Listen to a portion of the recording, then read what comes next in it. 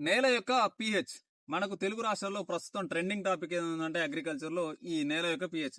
నిజంగా మనం మందులు వాడడం వల్ల ఈ నేల యొక్క పీహెచ్‌ని కంట్రోల్ చేయగలమా? అసలు ఇంత పెద్ద భూమిలో ఒక బస్తా ఎరువేసి, 2 బస్తాలు ఎరువేసి, 1 కేజీ హ్యూమిక్ యాసిడ్ వేసి నేల యొక్క పీహెచ్‌ని తగ్గించగలమా అంటే, నేల యొక్క పీహెచ్‌కి కరెక్ట్ సొల్యూషన్ అంటూ ఏముండదు. కాకపోతే ఈ నేల యొక్క జీవన వ్యవస్థ ఏ విధంగా ఉంటదంటే, మొక్క యొక్క వేరు వ్యవస్థ చుట్టూ గూడా సూక్ష్మజీవుల సముదాయం ఉంటది. దాన్నే రైజోఫేగస్ సర్కిల్ అంటారు.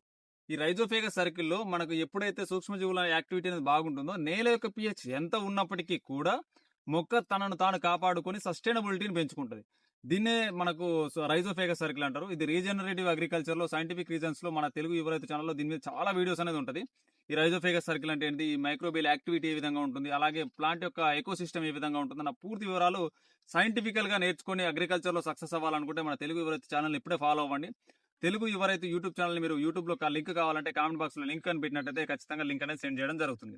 దాంతో పాటుగా ఈ humic acid, phosphoric acid, sulphuric acid ఇలాంటియి అన్నీ గూడా టెంపరవరీగా మాత్రమే పీహెచ్‌ని బ్యాలెన్స్ చేస్తాయి. పర్మనెంట్‌గా కాదు. కానీ ఇవి వాడుకోవాలి. ఎందుకంటే నేల యొక్క పీహెచ్ అనేది అన్‌స్టేబుల్‌గా ఉన్నప్పుడు అప్పటి వరకు లేబెలింగ్ చేయడానికి కోసం చెప్పేసి ఇవి వాడుకోవాలి. వీటన్నిటికి సంబంధించిన పూర్తి వివరాలన్నీ తెలుగు యువత యూట్యూబ్ ఛానెల్‌లో ఉంటాయి. మీకు ఎటువంటి సందేహాలున్నా గూడా మీరు ఇక్కడ కనపడుతున్న నంబర్‌కి వాట్సాప్ ద్వారా గూడా కాంటాక్ట్ అవ్వచ్చు. జై హింద్, జై జవాన్, జై కిసాన్.